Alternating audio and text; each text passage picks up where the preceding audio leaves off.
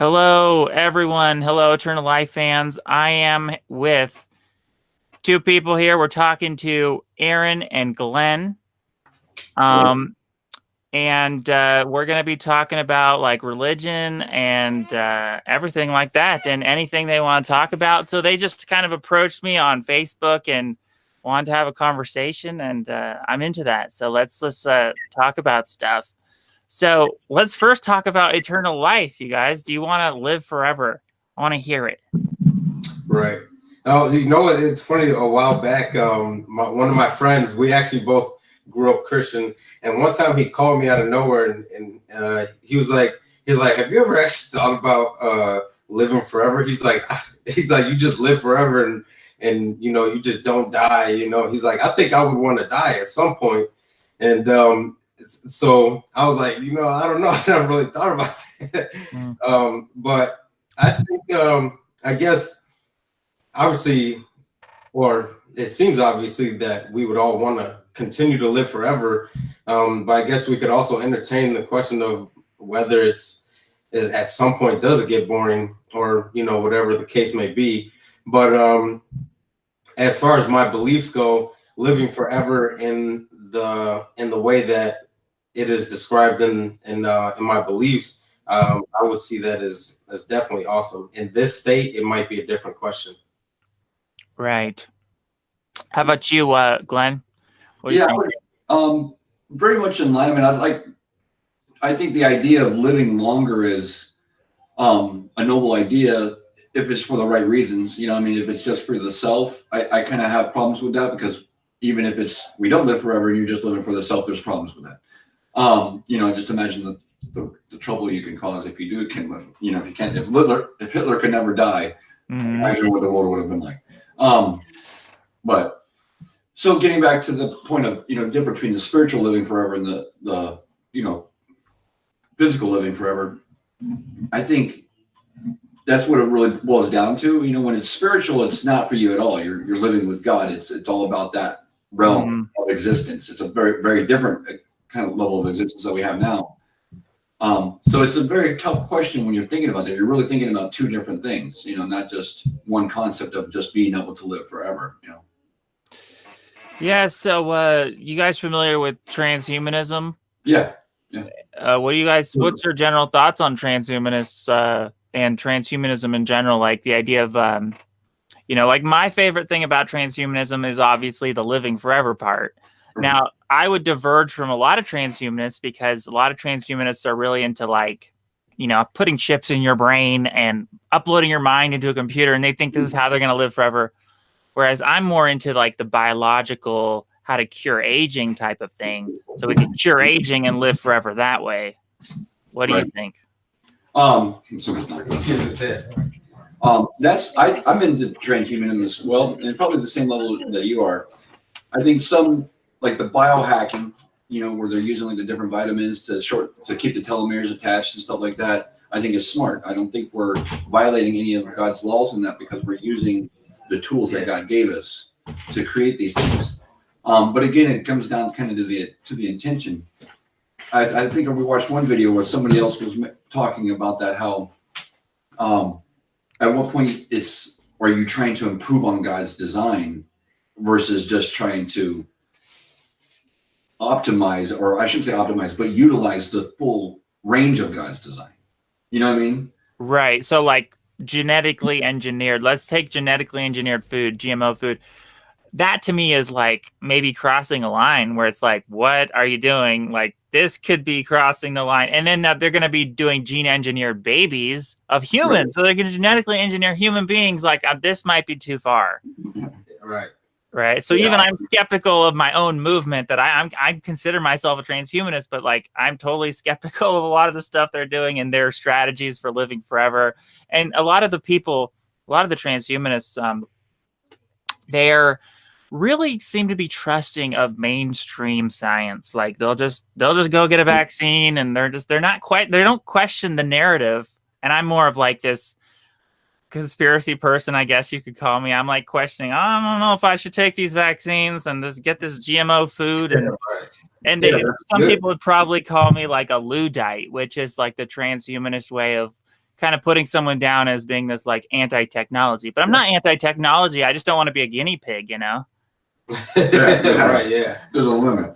My thoughts on that is, I mean, I guess I'm still considering the fact that the universe is it seems to be already doomed to destruction at some point. The universe itself isn't going to live forever. So us living forever, technically, or whatever, may not even really be possible. But again, I mean, I'm scared to death as well, even though I have strong beliefs. And, you know, I mean, I won't say there's anything wrong with trying to extend the human life. But, you know, I guess if I really believe in the kingdom to come, I'd much rather be there, but, you know. Right. If there is indeed a heaven, I'm sure it's better than here, right? So sign me up for that. First of all, I want that. Which is that's a whole nother point. Like I've actually heard, and I'm sure you guys have heard this too.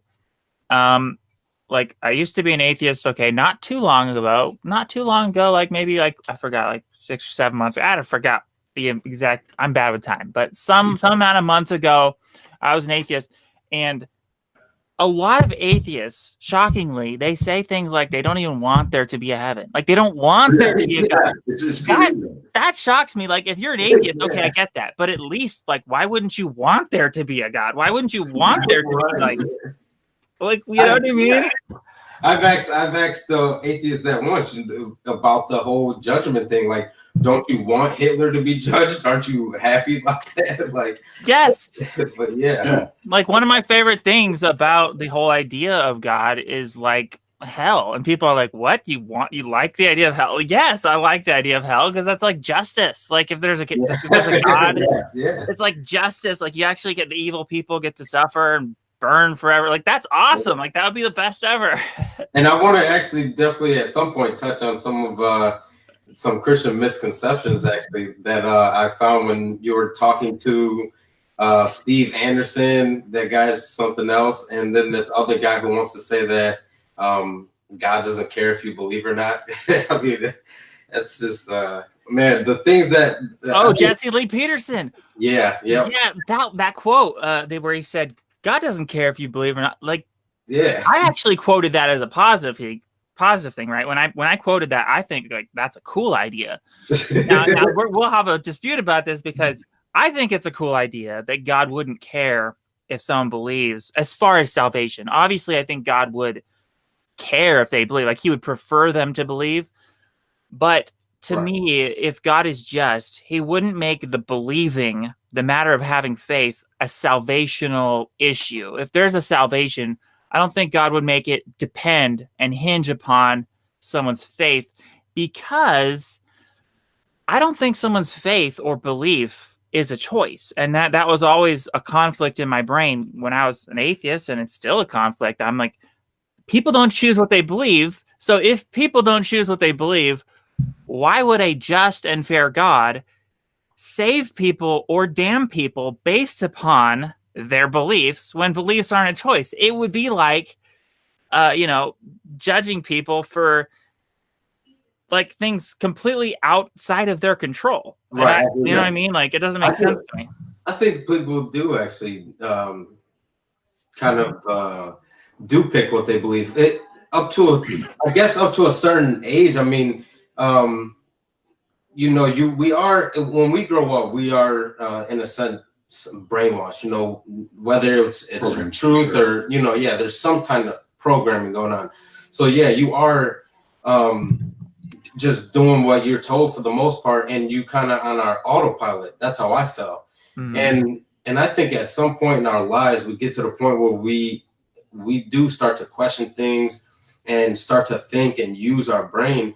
And when I think it's up to us to start to seek out the truth and to sift out the garbage, because we know that it's there.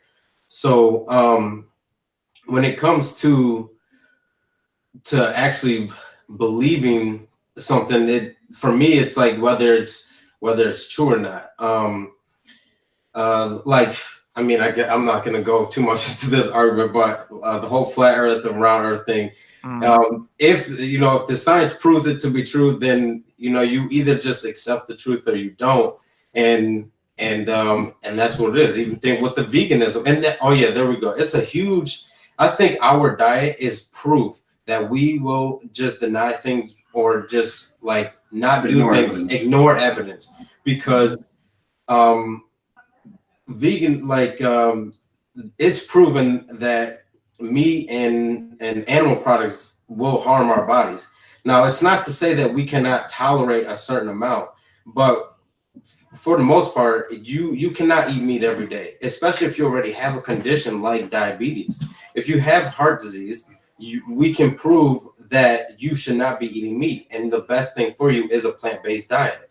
But people, even with the evidence, they won't do it, and I think that it might be some laziness, some pride, and that's why when I speak to atheists, in my opinion, prove to them that there has to be a creator, that they'll still say, even if there was, I won't worship him anyway, because essentially it's your pride that holds you back from accepting truth.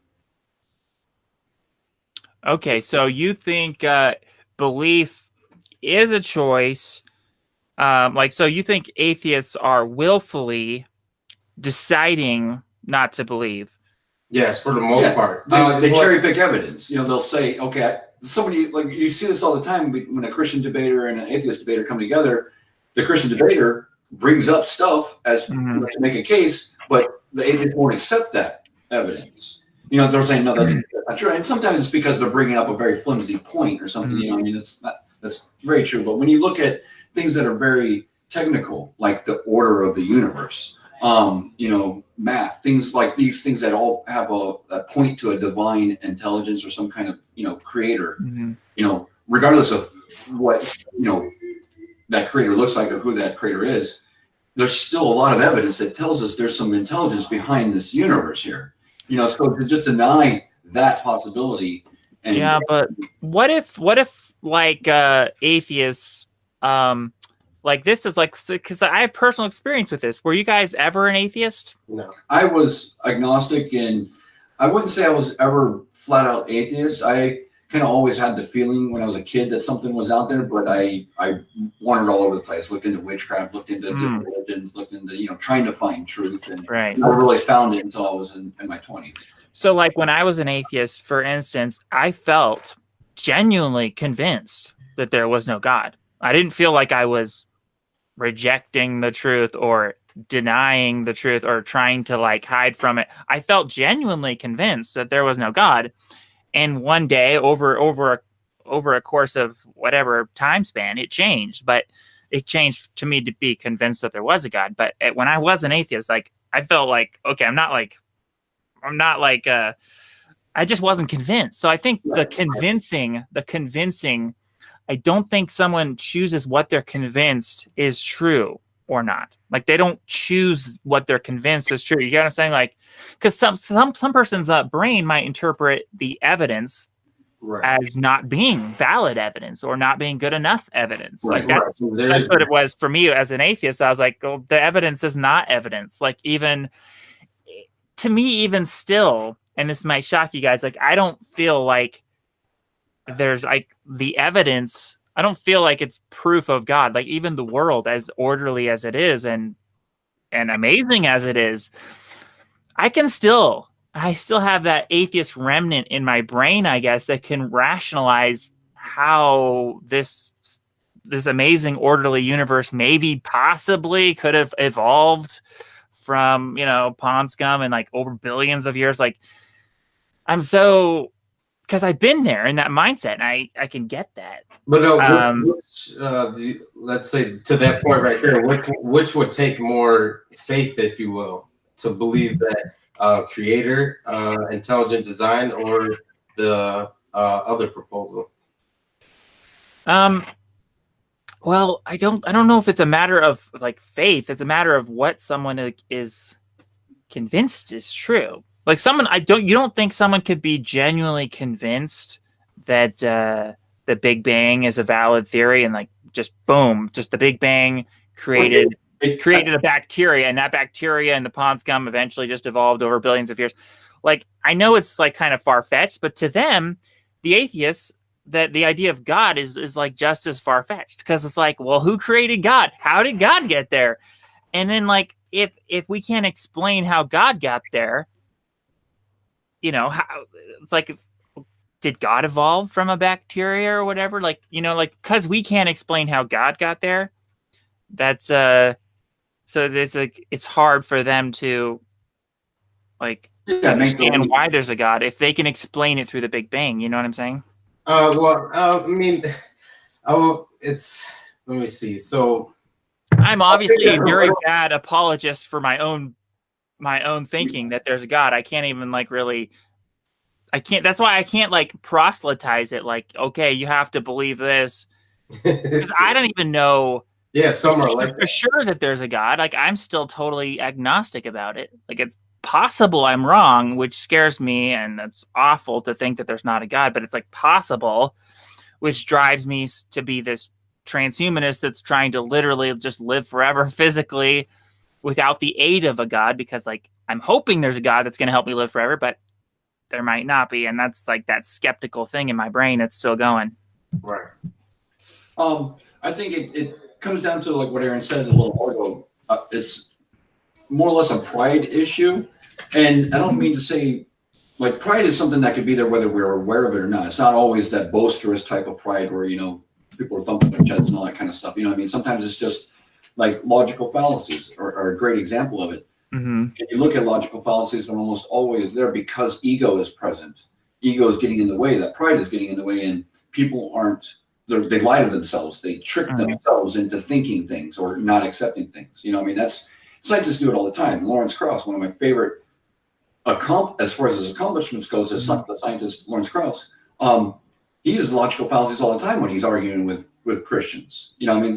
He strawmans almost everything. That whole stupid spaghetti monster thing that people use, that's like the dumbest straw man argument, but it's like people use that as a real argument, you know, and that's the kind of stuff like so getting back to your question, like how you came to the understanding, you are different. So you're kind of like not the model atheist, you know, per se. You're more open to it. You're willing to explore this level of understanding, where other people, because of the pride, they don't want to at all. And you yourself seem to work on being a humble individual. You know, like you follow these tenets and stuff like that are prescribed in different religious texts. Not just, I mean, maybe you get into Hinduism and stuff like that as well. I don't know, but you know, it kind of seems you have that type of Zen vibe. But, you know what? So I don't get into Hinduism at all. I don't like it at all.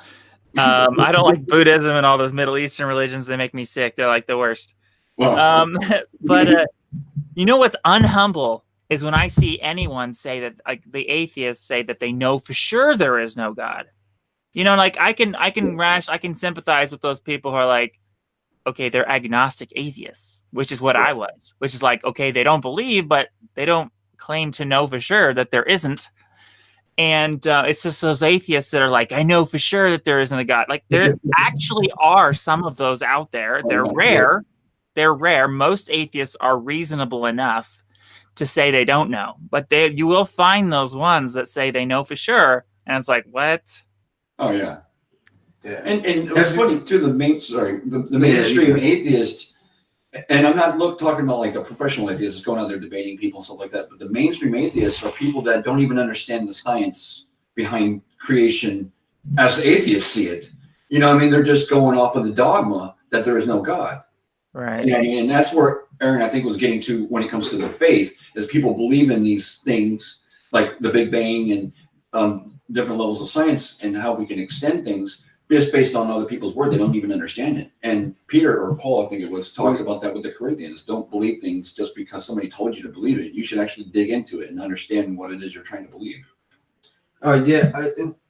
When I was making the comparison, I was trying to see if I can have a method of finding a way of, like, I like to think of it as what's most probable. I'm not a Christian that says that the Bible is 100% perfect, because for one, I can't prove that, and for two, it's a book that's been written in over history. So, you know, again, it's definitely not a book that came out of the sky. So it could have mistakes here or there, but there's definitely the more, and I doubted the Bible, and I doubted even reading it. I picked it up a couple times, 2, maybe 3 times, and I would like just put it down, part of what it was saying in it. And then later on, I was when I was talking with a Muslim friend, he was challenging my faith, and I was looking into the textual criticism of it, and then I started to doubt whether I could even trust the New Testament. And then I even went as far as to only grabbing Jesus's words. I was like, all right, well, if anything, maybe I could just trust his words. And I got a binder with just his words in it. And but the more I researched, the more I gained some faith and some confidence in it. And because of, you know, bits and pieces that seem to connect. So it's like it starts to build a reputation for me. And the same thing, I think we can use that kind of logic as far as probability for God. And that's where part of it would be like the mathematical language of the universe. If you've ever seen that documentary on History Channel, it's not by like religious people or whatever. And like one guy likens our whole universe, everything, to like a video game. Everything has a numerical value. Yeah, and everything's like a simulation. And it's like we know that comes from intelligence from the outside, and you know, so why can't we conclude that the most probable thing at the moment is that there's something outside of us that created us, like that we're in a simulation, the simulation theory, right? Yeah, that is a totally valid theory, and that's actually one of the strategies that I think I'm trying to convince atheists that this is very possible. And if we're in a simulation, then that kind of leads to, well, who created the simulation? Therefore, that could be the godlike figure. That's God. Yeah. That if we're in a simulation, God makes the rules. God can judge people however he wants if we're in just some simulation. Right. So the question is, how did God get there? And this is a theological question I want to ask you guys. Like, how do you think? I'm kind of forced at this point to think God must have evolved in some way, because I've heard other believers in God try to explain this, and they say things like, "Well, God just always was," and I could never. That doesn't make sense. How is something just always? Well, we got to remember that time is relative only to our universe. I mean, time doesn't, as far as we know, and based on our understanding, time doesn't exist outside of our version of reality. So wherever God is, maybe there is a different kind of time concept, you know, so there could still be something like that, but that doesn't invalidate anything for us, anything in the texts, you know, maybe because we still live in this universe under these rules, under these laws, this creator. You know, I mean, if there are other creators that are creating other universes somewhere else, that doesn't change anything. If anything, it makes it even cooler in some way. You know, I mean, it's a bigger concept. There's a community of gods, right? You know, and whatever. Even God couldn't. I don't see how God could even know for sure that there's not even a God above him that's like more powerful, and like maybe God is God-fearing. You know, like everyone should be God-fearing, because nobody knows that there's not a higher being than you. Well, even if we say God evolved from something or whatever the case may be, wouldn't we have to at some point say that whatever started happened to just be there, whether we can grasp that or not? That wouldn't make it true or untrue, because we are finite beings. But at some point, something had to have just been there. Right. And when Moses spoke to the God of Israel, he said, he told him his name, and he just says, "I am who I am." It is what it is. You know, he just is the living one, the one who is. And I understand that. I don't want to make it seem like cop out, like, you know, well, that's just the way it is. But I think at some point, even if we just look at outside of religion, at some point something had to have just been there. Yeah, if you look at the Big Bang, just the scientific perspective of the Big Bang, all that matter and energy has always existed. So if the universe is doing this all the time, over eons and eons, where did that matter and energy come from in the first place? So there was always something that had to have existed for all of whatever. The question is, did the first life, did the life that always exists, was it a very non-complex life, like a little bacteria, or was it a very complex, like being like God? As an atheist, I always kind of rationalize that it would make more sense that the non-complex thing would be the thing that just existed at the very first thing. Like it was just a little bacteria rather than a like how does a super complex God mind always be there? I always kind of thought, okay, that kind of thing has to just evolve from a lower life form. But would that be consistent with the Big Bang? Because I guess in the first like couple seconds or whatever of the Big Bang, like all this information came. Inflation period or whatever. Like that's a lot of information that just comes out of nowhere, and that's got to be a bit more complex than the very little thing. The Big Bang, I mean, it's to me, it's just, I mean, of course, again, I'm going back to my religion, but when God says, when He speaks things into existence, it just kind of is something that just comes out of nowhere, and He doesn't have to build it. You know what I mean? Not to say that there's no such thing as any evolution. Because God still has process. He still had to use 7 days. I mean, I could have just did it all in one day. You know what I mean? Right. But, like just the way I think about this is like the whole thing about how we're here and the creation, and it's so complex and so like hard to even fathom why there is something rather than nothing. Like who knows, like these big questions. But what I can know is logic. That's my strong point.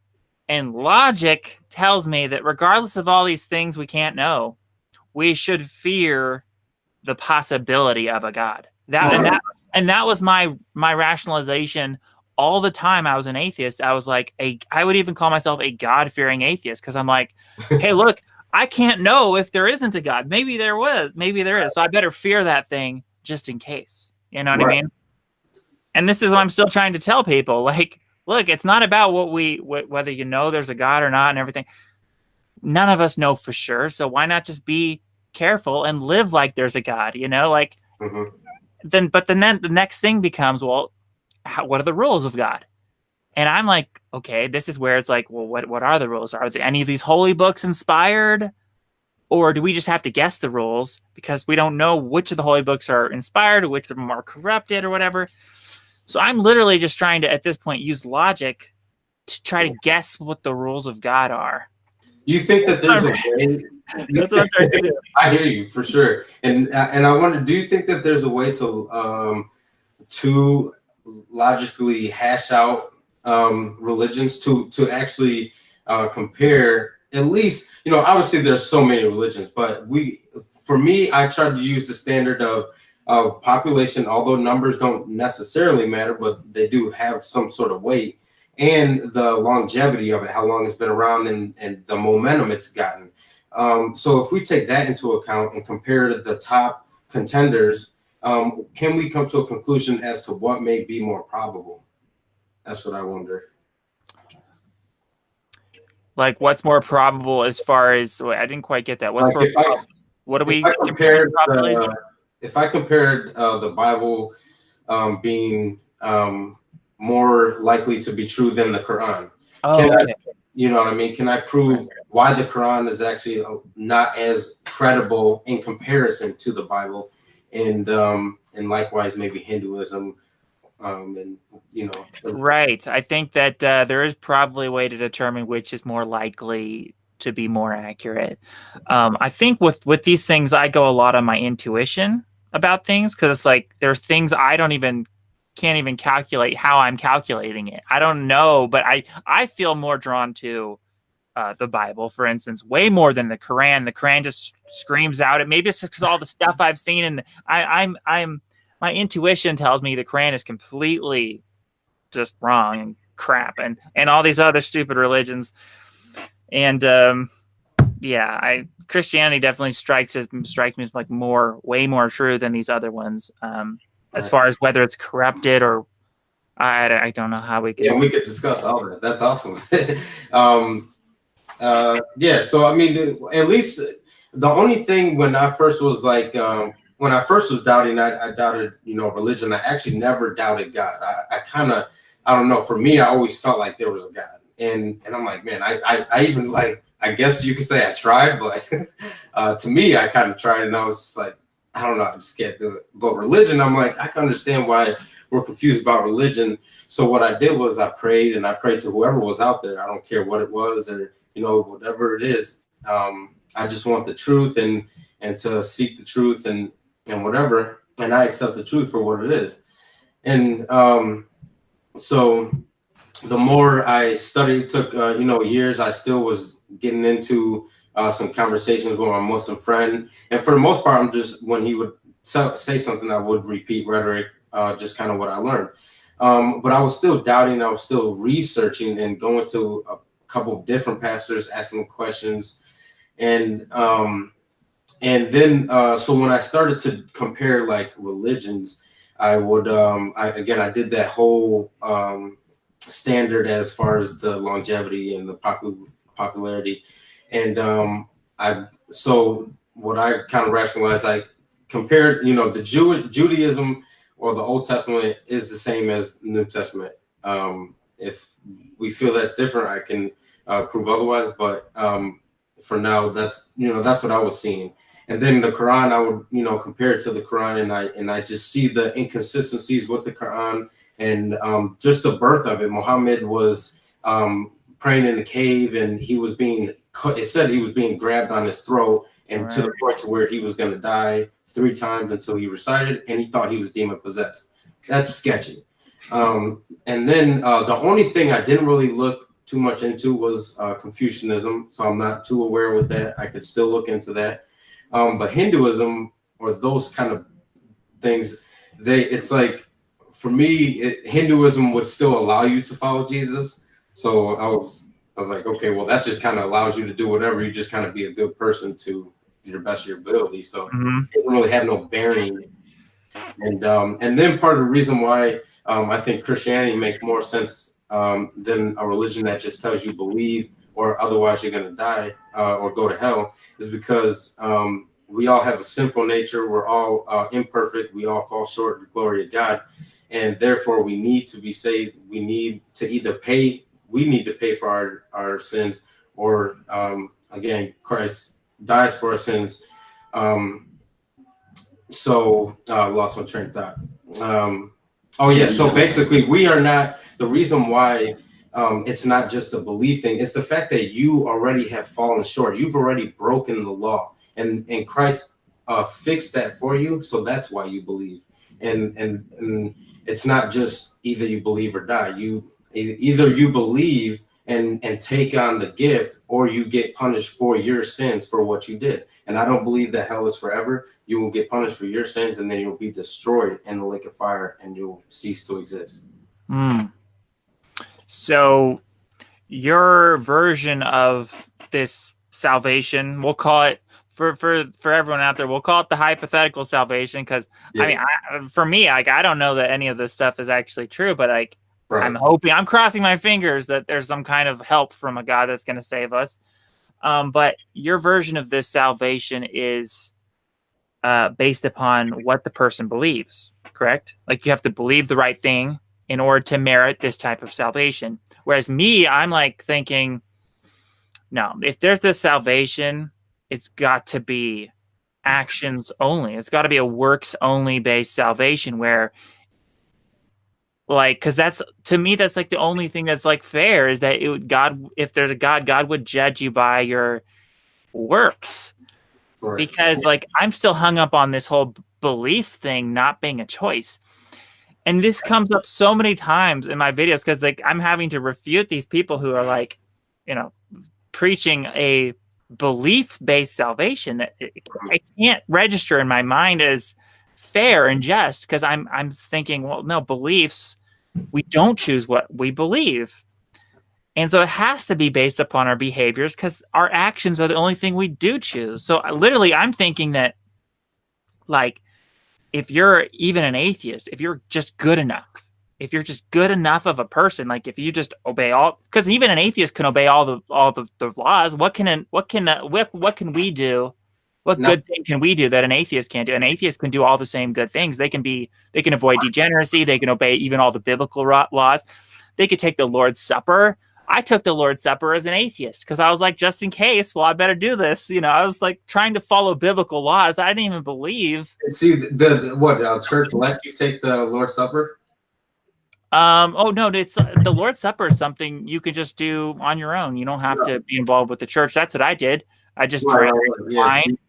Part of at least my understanding what the Lord's Supper is, because there's a verse that talks about taking the Lord's Supper in an unworthy manner, and if you do that, you are guilty of shedding the blood of Christ yourself.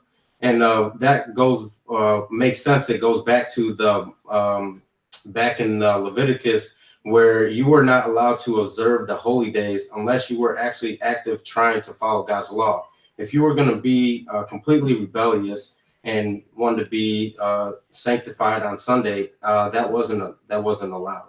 So so an unbeliever, if you do not believe, then you are condemning yourself, because when we take the Lord's Supper, we are accepting the new covenant and the fact that Christ died for our sins.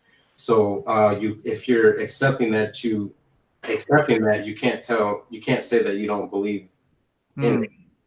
See, I took the Lord's Supper not as like when I was an atheist. I took the Lord's Supper more as a way of like, okay, like if this is real, I accept it. Like if this is real, I'll take that. You know, like I don't believe it's real, but hey, if it's real, hey, give it to me. You know. Yeah. That was like my way. Like, so you think I was like condemning myself by doing that? Oh, technically, it seems. I mean, I can't. Again, obviously, I'm not the judge, you know. But just I guess you got to kind of work that out with yourself and work out your own salvation with fear and trembling, and because I can just say how you're not allowed to observe it. You know, that's my favorite Bible verse, by the way. You just said it, Philippians 2:12. Continue to work out your own salvation with fear and trembling. Fear and trembling, right? And now also we want to talk about the works, because it is works. It is about works. It's about faith and works. And part of your works is to believe. And part of believing is doing the works, because believing produces fruit. So I definitely want to just, that mainstream Christianity that tries to push off, you just got to believe. And they think that just because somebody came to church one day and accepted Christ and believe that now they're saved and they're good, you can lose your salvation.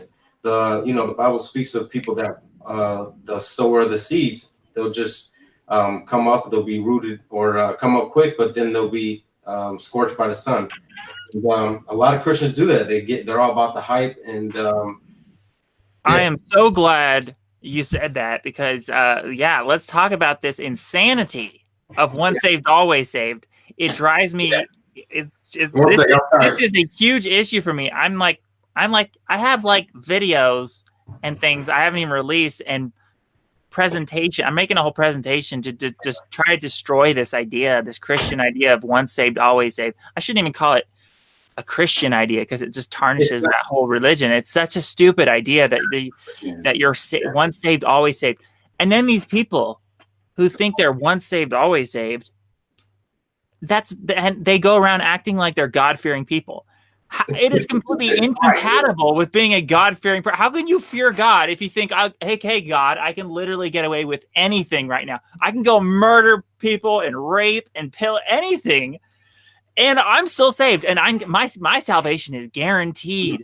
Like that is not God-fearing. No. How is that like? Let's compare that, contrast that idea with Philippians 2:12, which is like continue to work out your own salvation with fear and trembling. Doesn't sound like that person who wrote that verse thinks once saved, always saved. Right. Yeah. Well, I mean, even the whole in order to even to receive salvation, it talks about repentance. And to repent means you're turning away from what you're doing. You're not doing it anymore. You know, so as soon as you start doing it again, then you're no longer, you've just thrown away your salvation. So it's like logic. I mean, it's right there. I mean, most people, but they don't want to take that kind of understanding. They only look at the pieces that make them feel good, you know, or that they could use to make other people feel bad. And that's, I think, what's wrong with most mainstream Christianity. Yeah, they don't receive correction. Sometimes you tell them about, you know, I get in many fights with Christians trying to convince them something about the Bible, and they just like they just kind of brush it off, and they don't really consider it. They don't even, you know, like the Bible says, to fear God and to tremble at His word. It also says tremble at His word. So it's not just, you know, working out your salvation and fear and trembling. When you hear the word of God, you should take that with real consideration.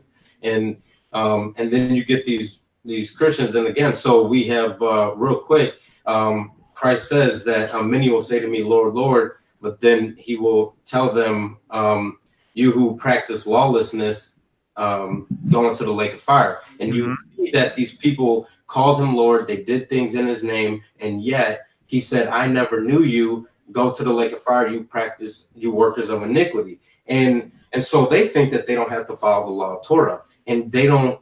And I have a series on how you're gambling with God, or are you gambling with God?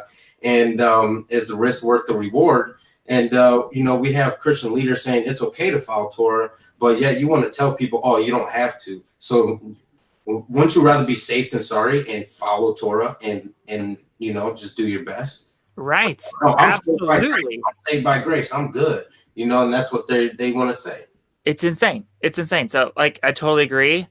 We should be stacking that list of rules as high as we can get, high as the ceiling we can go, you know, like, because why not? Like, there are literally a bunch of like Christians and stuff acting like they're saved by grace, and they're like eating pork. They're totally disobeying all these rules.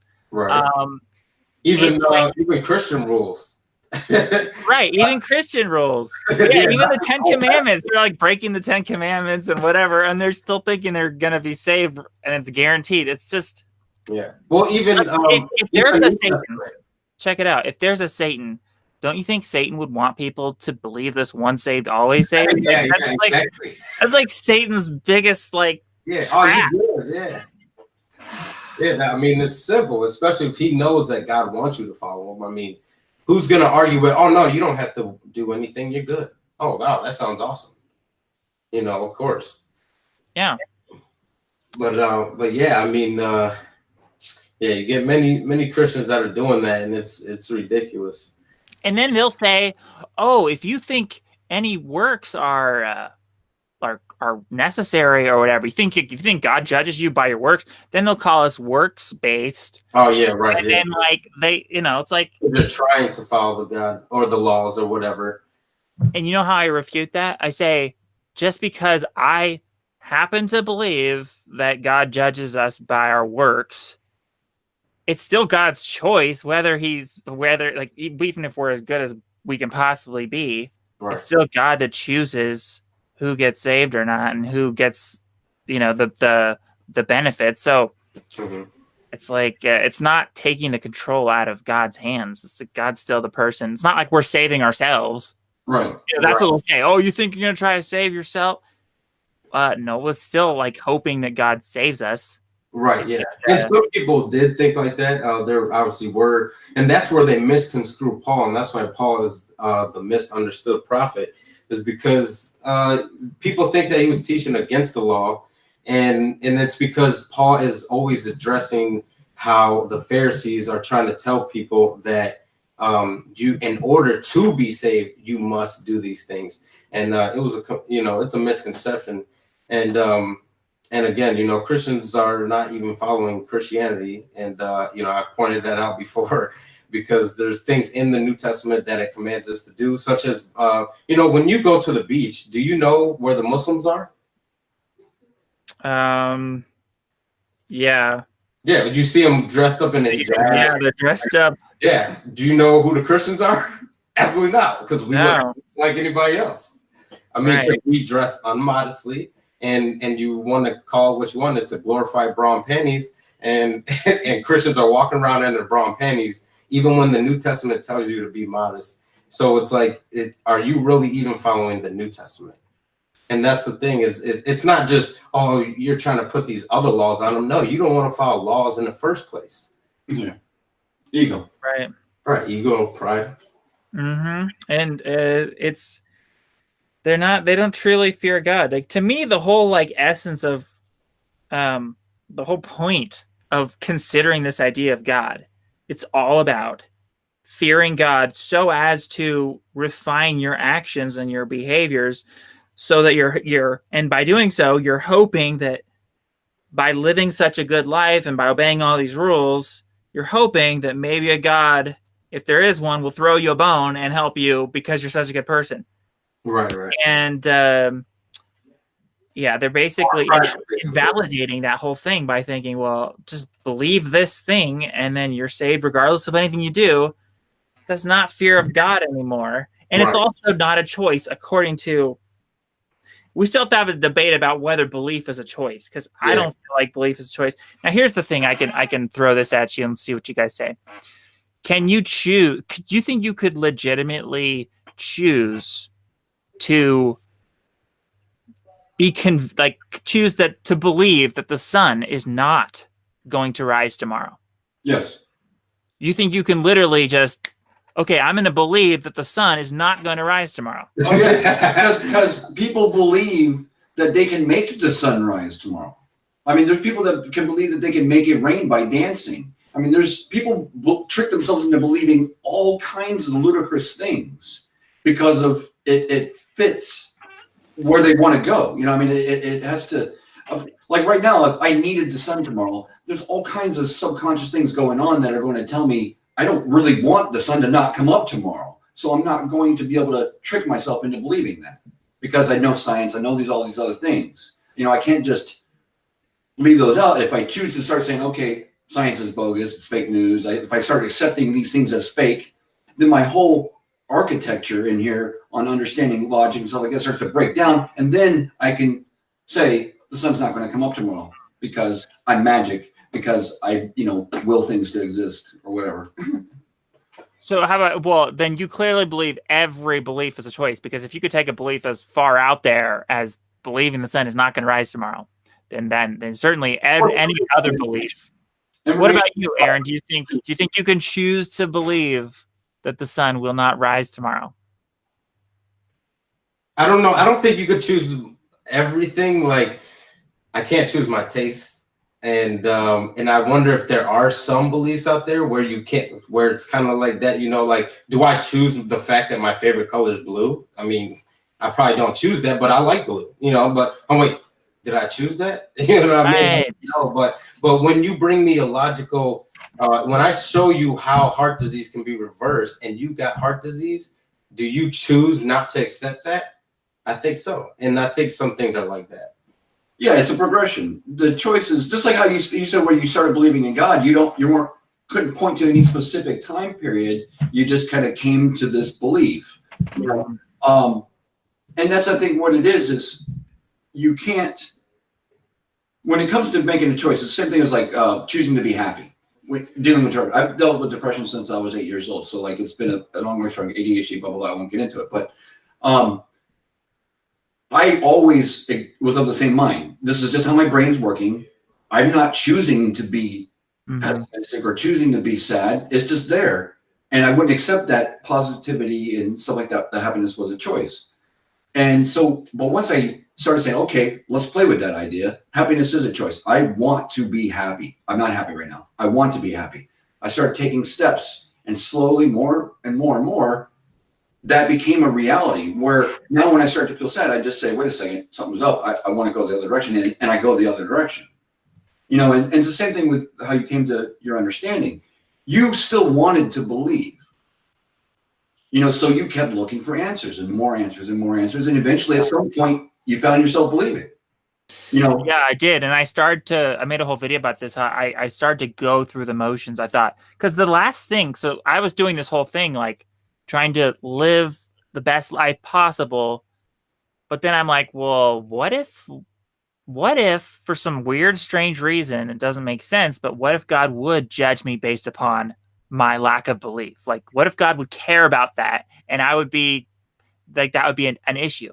So I wanted to believe, and so I started to go through the motions, and like I started to read the Bible, and I started to pray. Praying was a big thing, just praying to the God, like, you know, try to reveal yourself to me and all this stuff.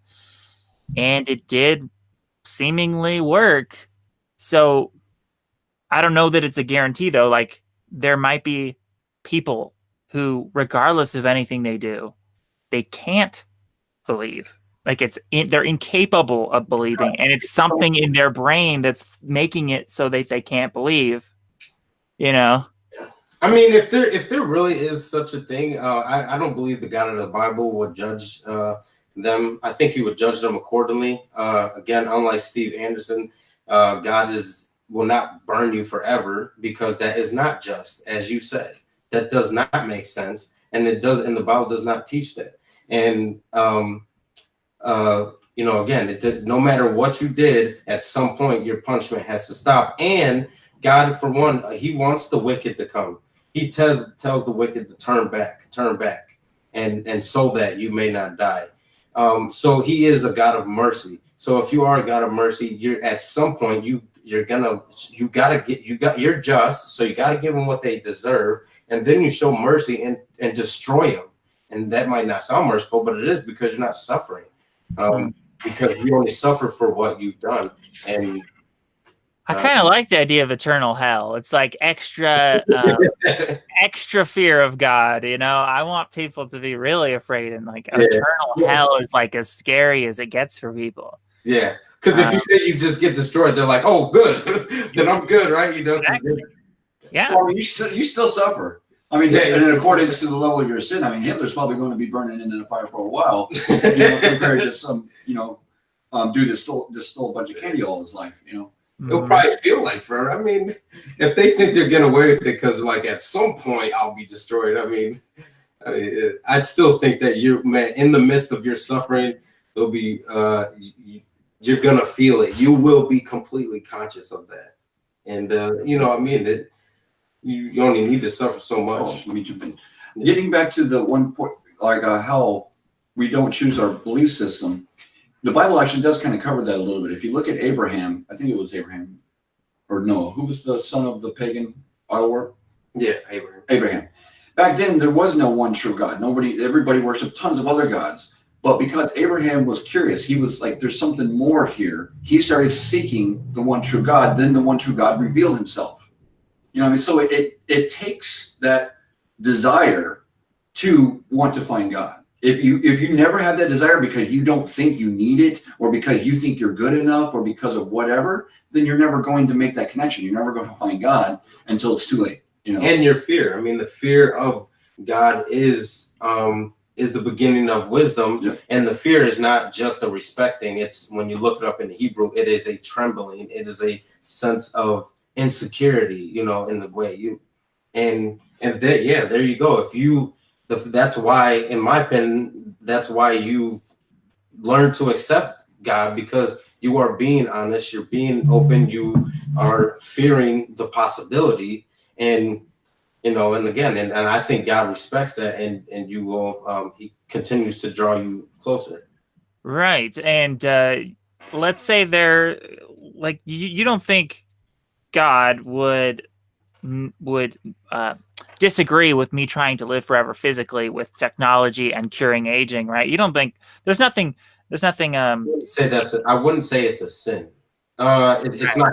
I'm of course I can't say 100%, but to him he'll be like, it's not going to happen, but you'll live forever, and you see the heaven. And I don't know if you have this understanding of heaven, that it's just this place you go to and that's all lovey-dovey. I think heaven's just physical, like it's here. Like, I think literally that if you die, that you failed. Oh, okay. So you're saying this universe, this. Yeah, I don't believe in a spiritual heaven or nothing like that. Just maybe you've never heard how the Bible describes a heaven. it's a renewed earth and a renewed, heavens as far as the stars in the universe. And basically, so we'll live in the same thing, but a perfect state. So that way our bodies don't decay, and there is no more harm. There is no more, basically it's like, it's the way life should have been from the very beginning when he put Adam and Eve there.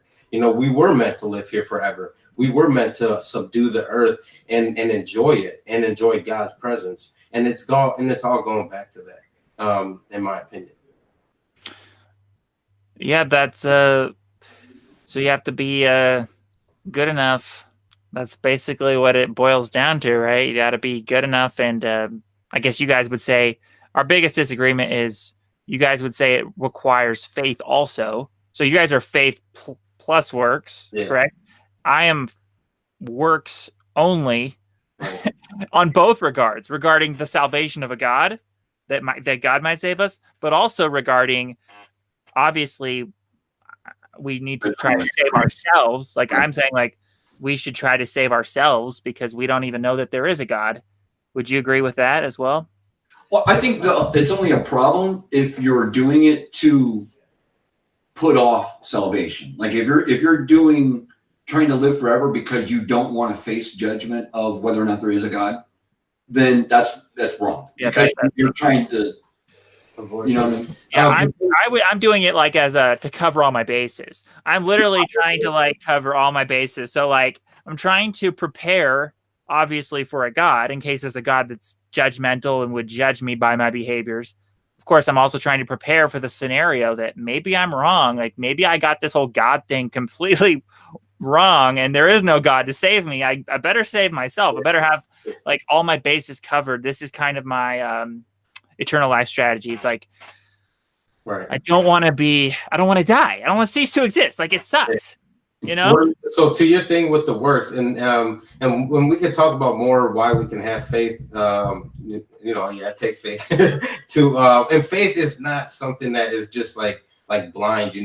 Faith is still something it's built upon evidence. It's still built upon something. It's just obviously you're not going to have the whole picture.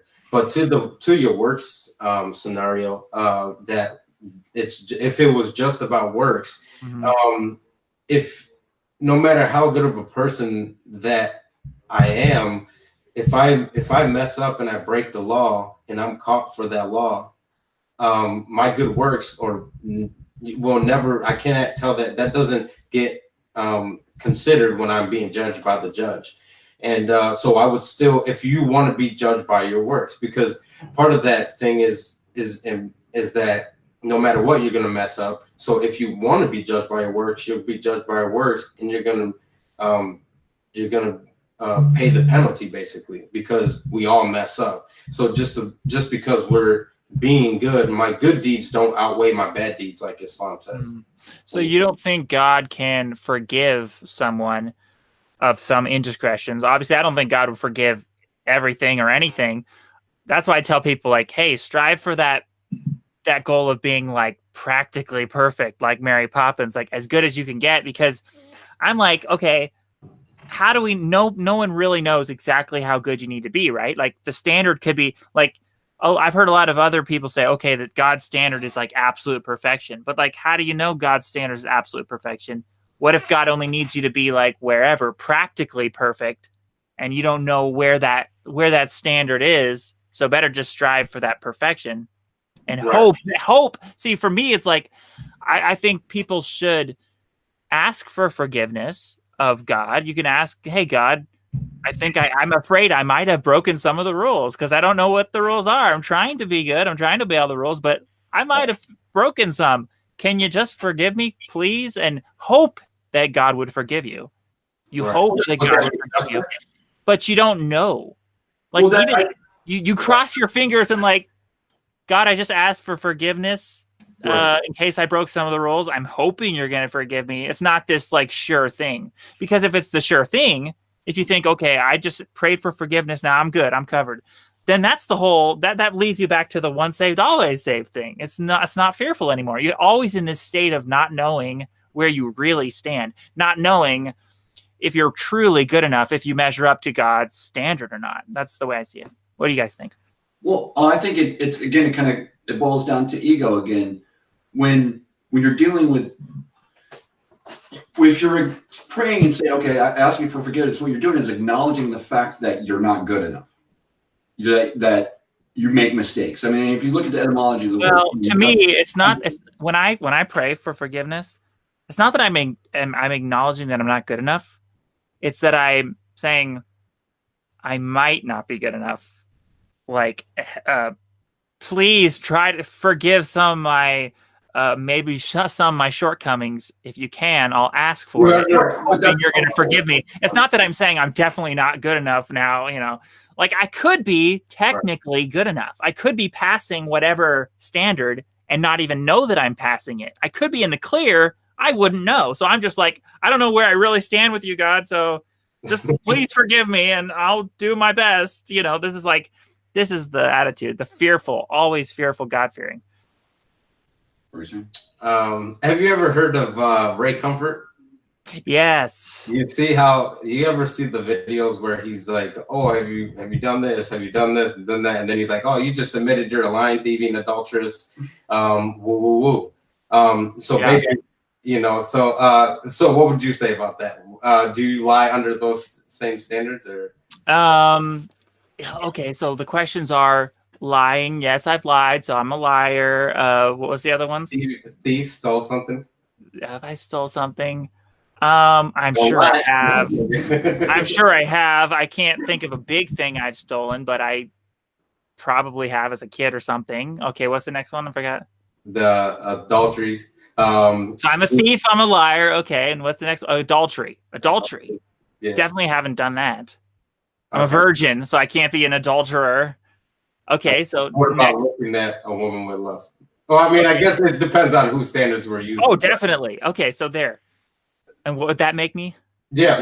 According to the Bible, you know, if we're speaking standards of the Bible. Okay, so that would make me an adulterer, is what you're saying, according to biblical standards. Okay. I think it is to do it. And then also murder if you are angry with your brother. Oh, right. I've definitely been angry at people, so I guess I'm just the murderer and the everything. See, I don't think there's no way a just, fair, awesome God would view things that we're doing in our mind, thought crimes, essentially, to like the real thing. It's just not. It's it must be some kind of metaphor. It must be some kind of thing people misconstrue. Well, science actually backs that up, because if you look at they've done studies on sports players and stuff like that. When we think about doing a thing, our brain lights up as if we're doing the thing. You know, if I sit there and I close my eyes and I pretend like I'm playing baseball, my brain's lighting up as if I'm playing baseball. You know, so if I'm sitting there looking at and you would do it. Yeah. And so what happens, and it's the same thing with how habits are built. I mean, there's been wait a second. There's a difference between would do something and just, you know, thinking about it or having a lustful thought. Okay, I can have a lustful thought about doing something with somebody, but I would never do it in real life. It's just a thought. Okay. Right. But it's because you have something stopping you. The fact that right, maybe you weren't at the hotel, or if you were at the hotel, maybe it would have happened, right? But like, say you kept doing it. Like, say no, you met a girl. No, you can completely separate your thought life from things you would actually do. Like, I have no problem separating those things. People that are self-aware absolutely have that ability. I mean, that's like logical fallacies. Everybody does them, even people that are self-aware. But once you're self-aware, you start catching yourself make these logical fallacies, and you start reducing the ability to, you know, doing those kind of things. So the same thing with that. If you're aware of the fact that there's a separation, and the fact that, you know, that this is a bad thing, for one, I mean, there's all these things that are inside your head that are leading up to this kind of belief and where you're going with that. And I forgot where I was just going with that. Well, the thing about how the brain makes it the same thing. Technically, when you do think about it, it's to your brain, I guess you are doing it. Right. But if you were doing it as you want to do this, like you saw this girl, like, man, that chick's hot. You know, one of these days I'm going to go up and talk to her. Like, and that's the thought you're having. You know, this is the things I want to do with her. So you're like watching her more and more, following her home. You know, it's a thing that starts to evolve, and then eventually you do it. You cross that line, because you've trained your brain already to do it. Well, and once you cross the line, then God would judge you as having crossed the line. But until you cross the line, a thought is a thought and an action is an action. They're different things. I don't think there's no way God could be equating those things. I mean, that's insane. Well, there's no way. Like the whole same thing between faith and works.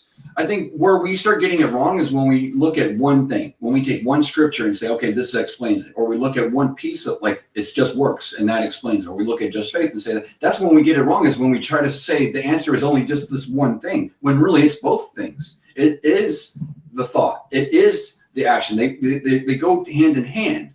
At all of our actions that we do. I mean, nobody gets up and starts batting 1,000 the first time. You know, I mean, it takes practice. Mental practice, dexterity. I mean, there's all kinds of things that go into what ends up becoming our actions. The Bible even talks about that. What's in a man's heart is action. You know, it comes out.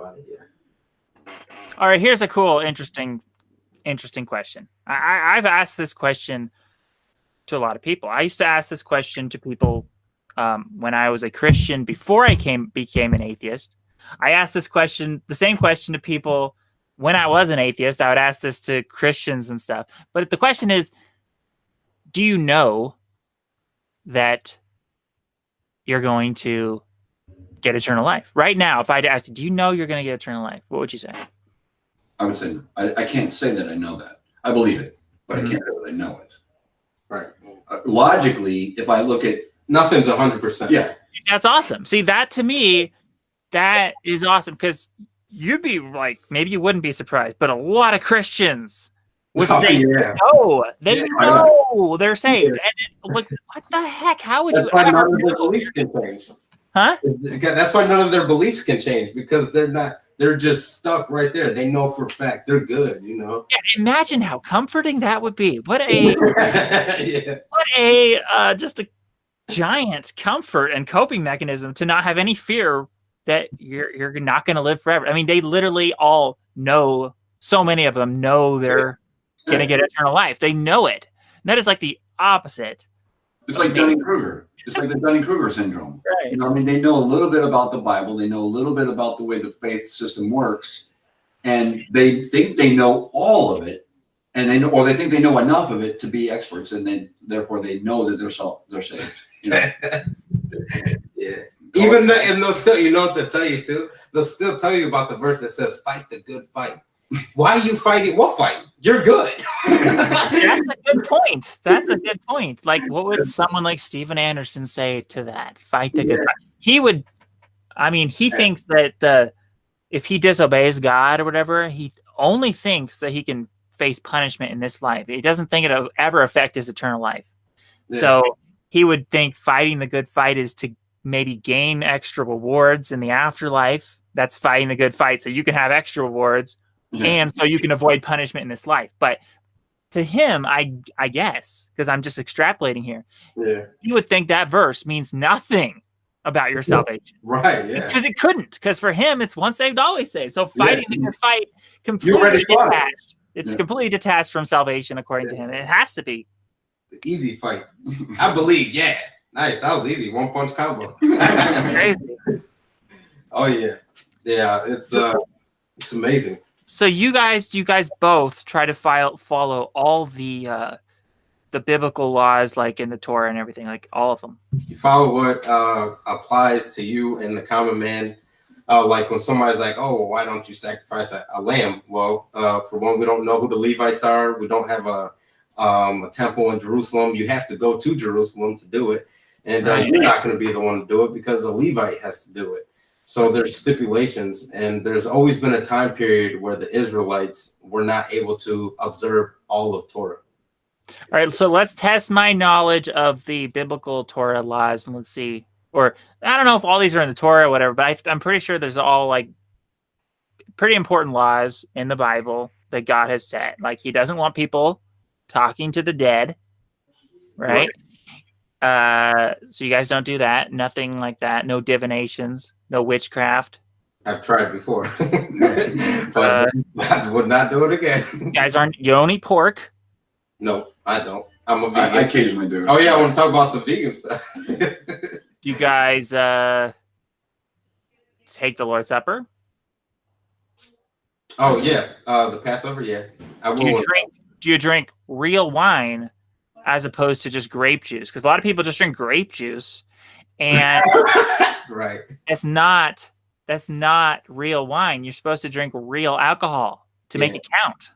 Yeah, that's what they did. Yeah, so that's what I would do. But to be honest with you, let's say that to have a little bit of context, I grew up a Sunday church Christian. So, and I've recently gained more understanding in the last maybe 6 months. And this coming Passover, because I wouldn't believe that you take the Passover every Sunday or you get to choose when you take it. I'll take the Passover when Christ took it, which was during the Passover. Yes, and then I will do it correctly. Awesome. Yeah, like, wow. And yeah, so wear fringes on your t-shirt. I say even fringes on the t-shirt, you know, things that you can still observe, you know. Oh, see, I wasn't even aware of that one. So you're ahead of me as far as the laws. I don't even know that there was a fringes on the t-shirt one. Right. That's real. That's another level than me. Like I don't mix with the fabrics, right? You're not supposed to mix certain fabrics with it. I'm not even into that. So that's a whole nother level. So I need to improve. Maybe I need to stop with the mixing of the fabrics and the. Well, I'm not cooking a goat in its mother's milk, at least. There you go. So don't drink milk in the first place. So. No,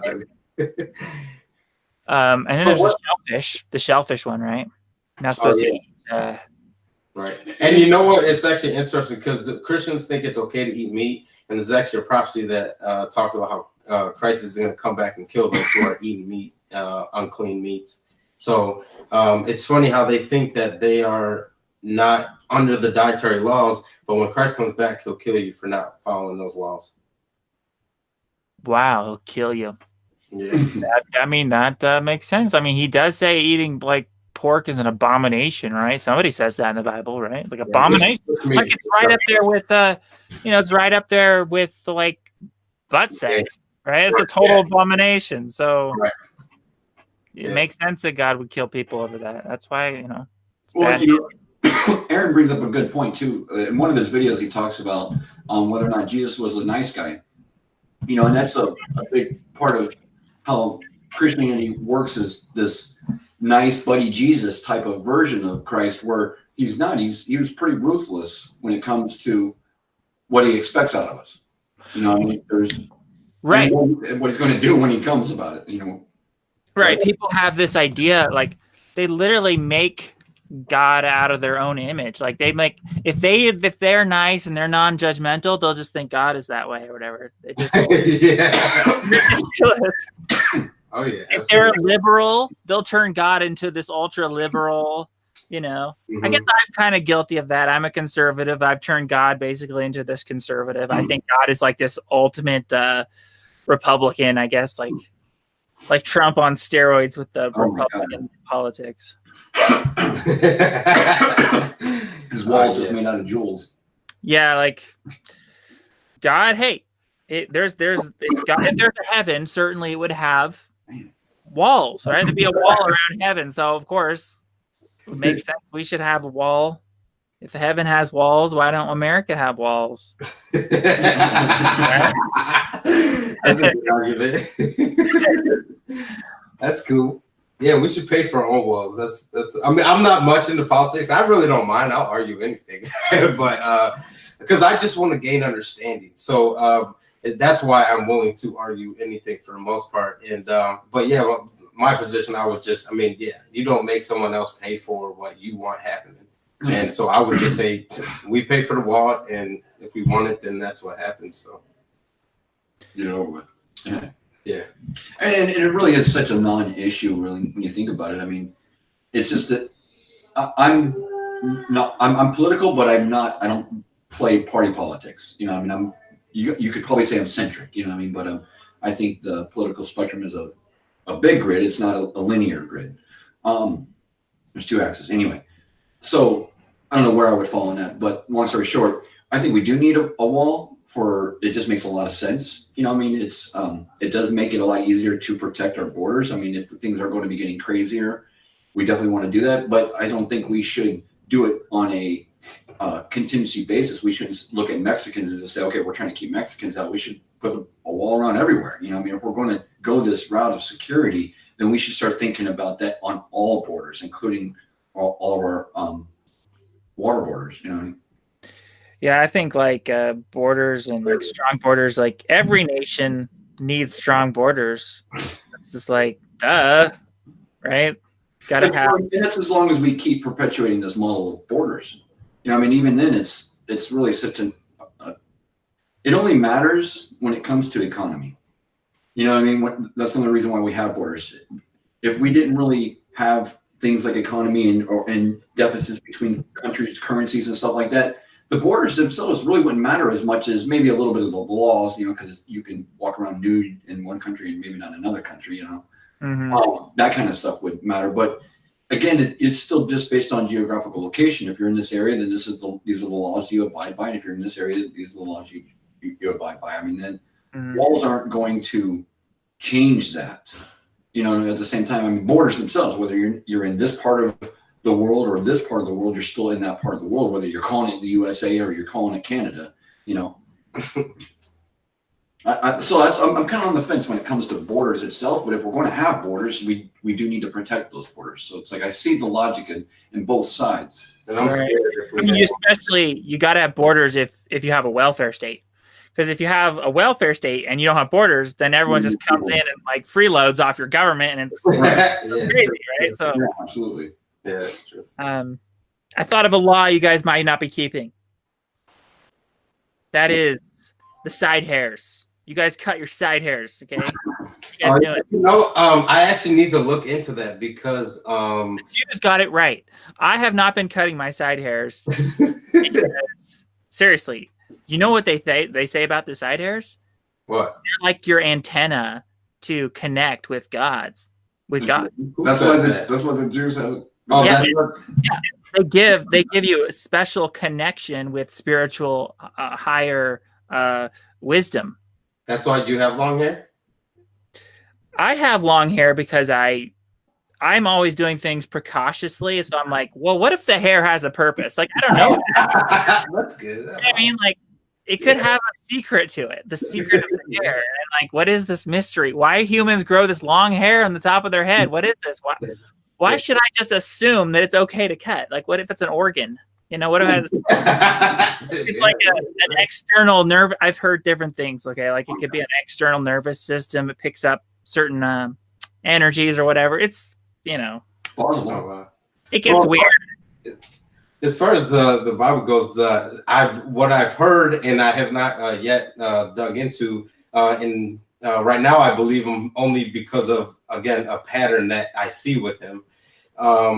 Is that that was only for the Levites or something, like there was something to it, but again, we don't know who the Levites are, so even if we wanted to follow that law, you don't know who you are, and so it doesn't necessarily apply to you. So when it comes to following the Torah, basically we could just look to the Jews, right? Because they're the most like observant people of the Torah. They just like obey all these laws, like the very religious ones, the very devout. They have the same kind of issues that Christians have, you know, where they've perverted the Torah to fit their. Yes, they have the Talmud. I mean, but I don't know too much about the Jewish religion as their whole Judaism. But I do know about the Old Testament and how the history of the Israelites and how that is 100% the same story as of Christ, because Christianity is not a new religion, and that's why Jesus said, if you believed Moses, you would accept me because he spoke of me, and because that's what it was about. They were all waiting for their Messiah, and the problem is these people were looking for the guy who was going to come and destroy their enemies, and they forgot about the Messiah's role in dying for the sins of the people and coming and bringing the kingdom, which the kingdom of heaven is always intertwined with the gospel and with healing and miracles, because that's what it's about. It's about living in a perfect state. And lose my train of thought again. But so let's see. I hate when that happens. It's okay. I have some fun hypothetical questions I want to ask you guys. Go ahead.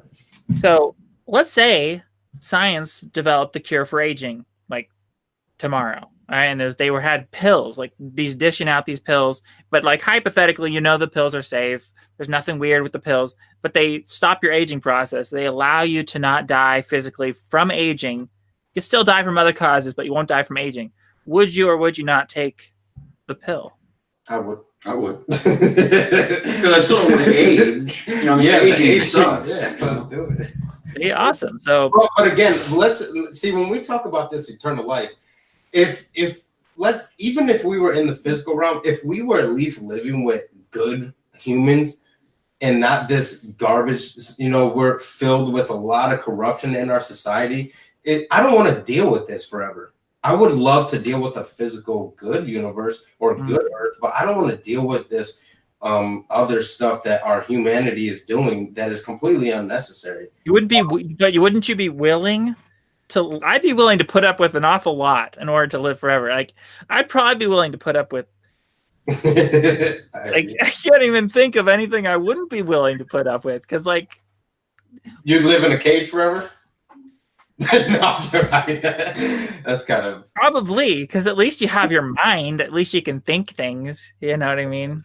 I'd probably rather be a floating head in space than to just cease to exist. Because when you think things, it's like the same as doing it. Yeah. Well, you know,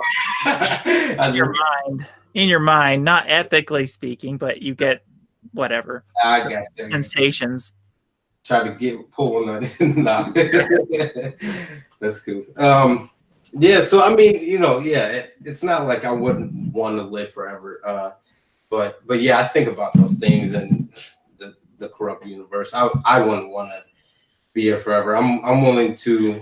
But you do fear death because you did say you fear death. That would be hell. Yeah. If I was living forever in a world that was against my moral principles, was against, you know, anything, or even say if I was just a floating head in space, and all I had was my thoughts, to me that would be a kind of hell, because I wouldn't be able to do anything. I wouldn't be able to. I mean, if I could completely convince myself that what was going on in my head was the reality, there was no floating out in space, then that's a little different. But. Yeah, like that's all weird hypothetical. Anyways, we're talking real life. We're talking like the future's going to be awesome. Let's face it. We're going to be able to create our own simulations.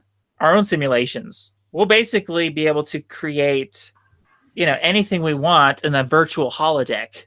You know, just snap your fingers and anything you want. It's like Star Trek stuff. Like this is the future, and virtual reality. The video games we have now suck compared to what we're going to have in 10, 20, 30, and just extrapolate that out into like what's going to happen 1,000 years from now. If society doesn't destroy itself, we're going to have access to the most incredible, amazing things ever. We can't even fathom what we're going to have access to. Yeah. It's going to be fun. Well, so I want to see it. I mean, and that to me also, as far as kind of answering if I wanted to live for everything, let's assume that Jesus was coming. I would want to live forever so I could witness the coming of Christ.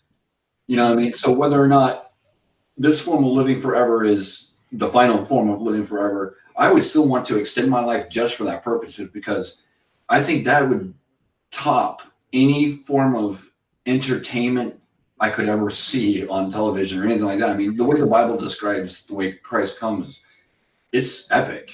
It's truly epic. I mean, and not just the marvel of it, but also it would be that, and this is probably where the maybe the lack of my faith of science too is a little bit, is that I would be able to get that piece of confirmation that yes, truly there is a Christ, you know, and I witnessed it with these eyes, not in an afterlife and they've already done, you know what I mean? So there is that kind of desire, you know what I mean? So I think that's a worthy goal, in my opinion. Do you think that, like I kind of believe that people do know that there's a God for the most part, and they reject the truth in unrighteousness. Yeah, honestly, yeah, I think that there's definitely truth to that. I mean, people, they, like I was saying before, like there's a lot of atheists who don't want there to be they're happy there's not a God. So why would they be happy there's not a God? Maybe because they want to be able to do whatever they want. Right. They want to live by the only law that they want to live by, which is do what thou wilt. They want to just yeah, exactly. I definitely think that's part of it for sure. And then, but the eternal life thing. Do you think that we have like that in us, like we do like as humans, that we as far as I remember, or not remember, I wasn't there, but as far as I can account for, there's no atheist movements back in the history. For the most part, it was a lot of religion, different religions, but there's always some type of worship or God. So are we like prone to want eternal life? Like, do you think engineered to seek God? Right. I think so, because we're engineered for survival. And I don't think that, like, I think atheism grew when Darwin came out with his theory of evolution, right? Then people had an alternative explanation for the universe. Right. But the desire for survival never stopped. And that's why you have the transhumanist movement and everything. It's like, I think, but even back then there was people sailing the seas looking for the fountain of youth. It's always been, even in olden times. And the Egyptians, they were into like trying to resurrect themselves. Right. And, and that evolved now to where we have people like freezing their bodies and cryonics and stuff, which I think is an absolute not going to work. It's not going to work. That's another way I deviate from typical transhumanists. Oh, okay. Yeah, most transhumanists are really pro this idea of like cryonics, freezing yourself, and I just don't. There's much better options. I'd rather have my body just because then what if like God wanted to resurrect you, and he can't now because you're in this frozen cryonicized cryonic place, right? And then God can't even resurrect you anymore. Right. Well, maybe he could, but it won't because you failed the test.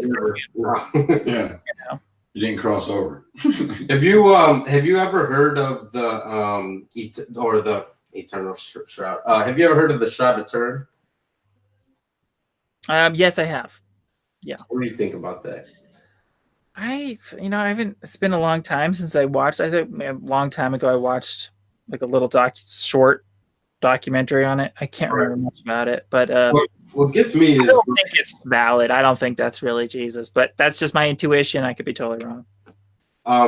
If we did know that it was in the century of Christ, and we would, let's just say if we thought it was or knew it was Jesus's cloth, would the image and the lack of what do you mean? The pigment ink? No, the lack of any ink or any sort of substance that created the image on there, would that seem to have come from a resurrection that coincides with the testimony? I mean, I guess if it's not faked, if it's not forged or whatever, it does coincide, I guess, with the biblical story. But I guess the issue could be faked, or it could be, I don't know. Honestly, I haven't studied it enough. Well, did you see the images they put, like, because there's an image on it and they can get a full 3D body out of it, and they don't know what's on it. It wasn't a burn mark. It wasn't no ink. So they don't, supposedly, supposedly the scientists don't know what created this image, and there's no tangible evidence, but the image is there.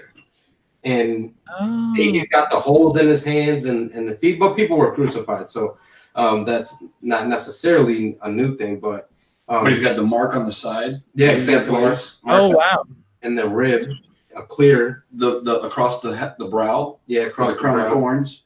The blood shows marks in there. Yeah, so I just think it's a odd coincidence. Yeah, if it's a fake, it's probably the most spectacular fake ever created in history. I mean, as far as the image goes, I mean, for sure. I mean, the image, you know, again, like supposedly these people didn't know how the image got there. So, and you can get in 3D, like the whole body using, you know, computer or whatever they use. Yeah, basically, you know, like a 3D image, they use the map.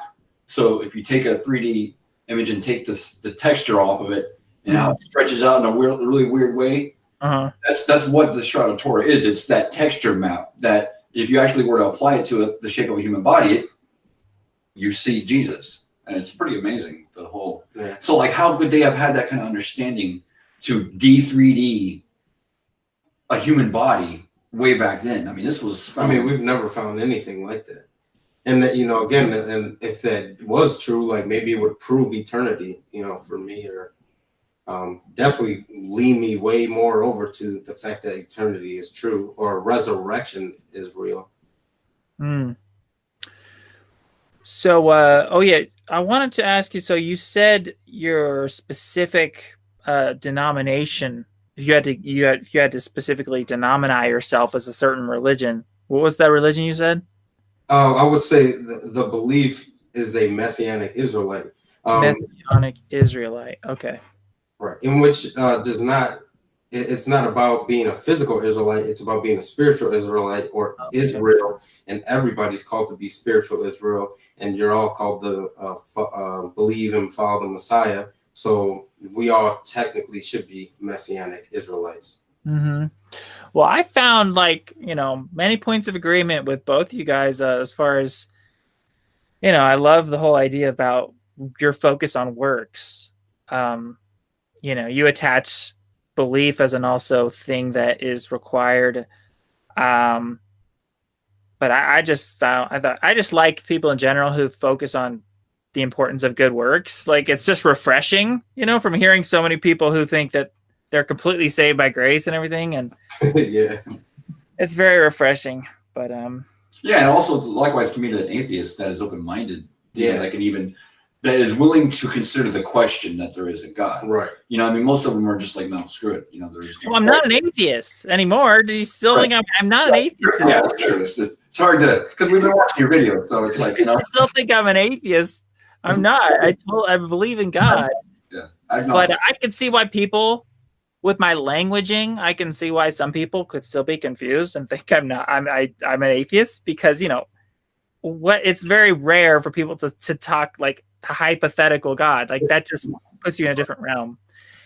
Because it's weird. It's like flipped. So most theists, most people who believe in God, are Gnostic theists. So they'll say they know for sure there's a God, whereas I'm a rarity in the theistic world, because I'm a theist. I believe in God, but I just don't know for sure at all. I don't have any certainty that there's a God. I have the belief part, but the knowledge part, the certainty part, is just gone. I don't have any of that. If we put the certainty on a scale from 1 to 100, you really think that you have 0? I don't know if certainty. Oh no. If you were to phrase it like that, no, I can't say 0. Yeah, okay. But I don't think of certainty. I don't think of certainty as something that can even be put on a scale. Right. I think of certainty is like you're either certain or you're not. Like, so like what agnosticism means is that you don't claim to know. That's basically all it means. So if you don't claim to know that there is a God or isn't a God, then you're technically an agnostic. So according to that definition, where would you guys fall? Would you guys be technically an agnostic or a Gnostic? On the other hand, the Gnostic says they know for sure that there is or isn't a God. Can I know according to the laws that we have discovered, the laws of this universe? Can I know? According to just according to everything you have in your brain, do you claim to know if there is or isn't a God? If you make the claim to know, then you are technically a Gnostic, meaning you're making that claim. You know, the agnostic just says they don't know. It's the really only difference between the Gnostic and the agnostic is about the claim of knowledge, the claim of knowing. According to the way that I know that the laws of the universe work, I would say that I know that there's some kind of, that there is a creator outside the universe. I'm not going to identify him, but, or her, or whatever you want to call it. But I would say that I know that there's a creator. Okay. Yeah. And getting back to certainty, I think that's, because I could say that, you know, I am certain, but at the same time, there is a shred of possible doubt. You know, I mean, like I could possibly be wrong. All the information in my head could possibly be tainted. You know, I mean, I could be falling for an ego trap because I want to go to heaven, you know. I'm aware that this could happen. I'm aware that I'm a human and could fall for my own BS. So in that sense, I can't say that I know. But logically speaking, everything that I've looked at points in this direction. So I could say that I am very certain that there is, but I can never say that I am completely certain that there is. Okay. Then, okay. Well, if you cannot say that you're completely certain, that would technically make you an agnostic theist like me. Okay. So Aaron is the Gnostic here. He's the one claiming to know for certain that there is a God. Okay, you guys are actually different in this regard. Yeah, my belief is I try to follow the Messianic Judaism as close as possible, because I think, like I was saying, like we have to look at everything. I look at all things as clues. All religions are giving us pieces of the answer. Nobody has the whole answer, but all of us have a piece of the answer that nobody else has. And so if we just look at only Christianity, then we're going to be missing a big piece of the picture. Just like, because if we don't look at science, then we're missing a big part of this wonder. You know, it's like what Bruce Lee talked about when he pointed to the moon, don't look at the finger or you'll miss all that heavenly glory. You know, I mean, there's a lot more going on here besides just that, you know, and that's what the Bible is. The Bible is just the finger. You know, same thing these other religions are just the finger pointing. You know, I mean, if we're stuck on that finger, then we're going to miss a lot. I disagree. So like Spinozism is probably closest to I wouldn't call it my core belief, but it definitely wraps everything else up better to me than just Christianity all by itself. So this has been a great conversation. I think we should probably wrap this up because if this video is too long, no one's going to watch it. Right. Yeah, no, for sure. So let's just leave it with the final note that you guys are pretty cool. You as well, man. Get that on the table, and I think we found a lot of common ground here. Yeah, for sure. But you guys should stop cutting your side hair. Okay. If you're gonna call yourself, if you're gonna have Jew in the title of your religious description, okay, you cannot cut your side hair. This is blasphemy. We have to stop. We gotta be proving that. We gotta be proving that it applies to us. Remember, right? Yeah. So we're gonna have to have another conversation, and I want to see some side hair growth. Maybe we get some curls. Just kidding. No curls. Are you able to grow yours out? I get the wig. Yeah. I have my side hairs. I don't cut them. Oh no, I thought you were talking about the facial hair. Oh no. This you can cut this. This part is not the rule. The rule is just right here. Okay. Oh. Well, that's why the Jews, they have the curl. You can see Jews with completely like almost shaven head or whatever, but they still have the curls, the side hair right here. Oh, okay, I got you. It's the side hair that's really important. That's the part. This is our connection, man. This is the wires. This is the antennas. Okay. That's why insects have antennas. Right. This is our spiritual antenna, man. You can't cut it. Got you. All right. Well, I plan on growing mine out. So. Yeah, and like seriously, like the side hairs, maybe that's the way that the hypothetical God would give us special secret information that could help us live forever physically and live forever. You know, it could be part of it. If I'm right and everything's physical and that, you know, that God would really, like, the saved are really the people who don't die. Like, that's basically, I know, and that's totally abnormal from what most people believe, but I think, like, to get saved, the saved is just not dying, and dying is the failure. But, you know, I could be wrong. Maybe there's a spiritual whatever. I think, like, the people who get resurrected Like if there's a resurrection of certain people within a certain time span before their body rots away or whatever, I think maybe there's a possible resurrection, but you have to be deemed worthy of that. Like, what do you think about that? What do you think about the resurrection of the dead? Before we close this conversation, what do you think about that? Is that possible? Jesus is the clue that it could be possible, right? And that's what's so cool. Yeah. As far as people actually doing that in today's age, I'm very skeptical of miracles and all that stuff. I want to believe that they are happening and people do get healed. But yeah, definitely skeptical of that stuff. Oh, right. I think like 99% of that stuff is like all charlatanism and just crap. Oh yeah. Yeah, I'm talking about the real deal. Like if there's a God could maybe do that. Oh yeah, all day. Crossing your fingers. You know, like, oh, he made my arm grow. Yeah. Yeah. Well, I mean, if God created the universe, then, you know, I guess he could do, if he spoke it into existence or whatever Big Bang. I mean, it's even the Big Bang, it still seems like just something, boom, spontaneously just came out of nowhere. So if you could do that, make that happen, then hopefully you can put this little piece of dirt back together. Right. I just have another question before we end it. What do you guys think of the mark of the beast? Because we have a transhumanist audience here. A lot of these people are probably going to fall for the mark of the beast. They're going to get like implanted chips in their brain. What do you guys think? What is the mark of the beast according to you? The mark of the beast is not, if they come out with chips, that's not the mark of the beast. In my opinion, I think, or as far as what I've learned, the mark of the beast is more so a choice to follow Satan.